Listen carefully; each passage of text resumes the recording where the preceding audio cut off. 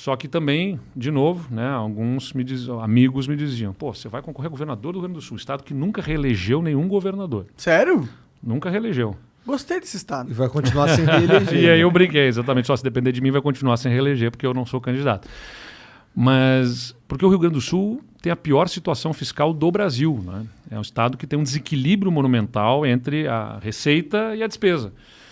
Então, e ele foi achando fórmulas de empurrar esse problema com a barriga, né? Foi se endividando, porque... Foi jogando tudo pra tu.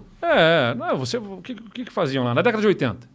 Na década de 80, o Estado podia emitir títulos da dívida, que é o que o Brasil faz aí, tem os juros, né, títulos da dívida pública e tal, que nada mais é com que, estou lançando esse título que a gente vai remunerar daqui a 10 anos com 10% de juros, assim, assado.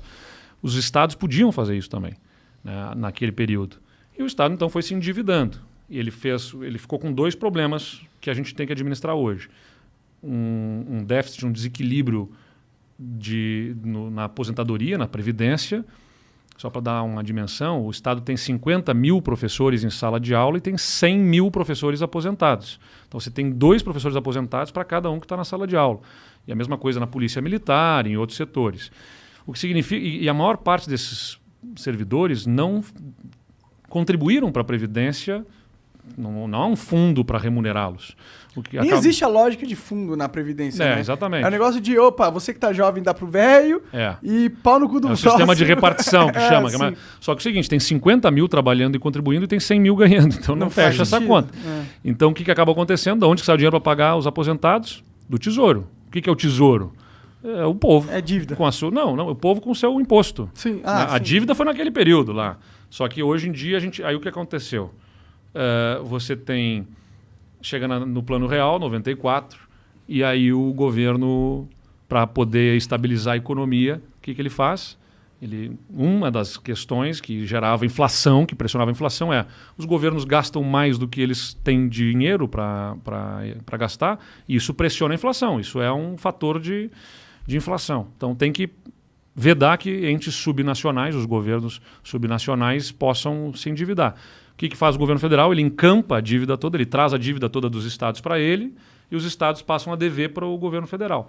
Então a gente tem uma dívida gigantesca com o governo federal, que está se pagando desde então, que não se termina de pagar. Quantos bilhões são? Você sabe? Cara, o estoque é, se não me engano, 70 bilhões de reais. Tá?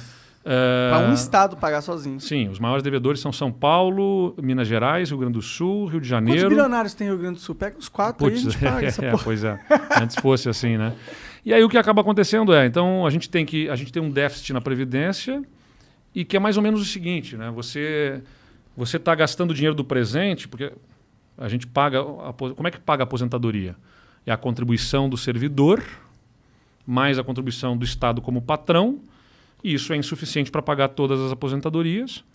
E aí entra o caixa, entra o Tesouro. O Tesouro é a arrecadação de imposto. Aí todo mundo reclama, o ICMS está alto, aquela coisa toda.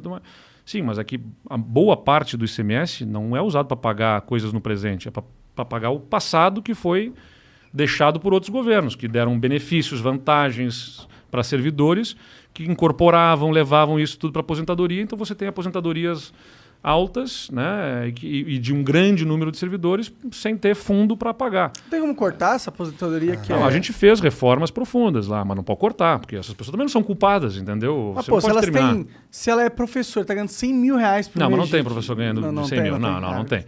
Não, mas tem eu tô dizendo o seguinte, uns amigos dos caras ligando. Não, mas tem servidores de alto escalão ganhando muito.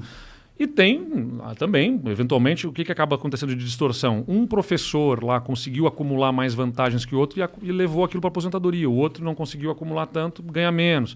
Então tem muitas distorções na forma de remuneração. O que a gente fez? Eu fui muito sincero na campanha. Não tem como... O Estado estava por 3 anos sem conseguir pagar o salário do servidor em dia. O último dia útil você tem que pagar o salário do servidor.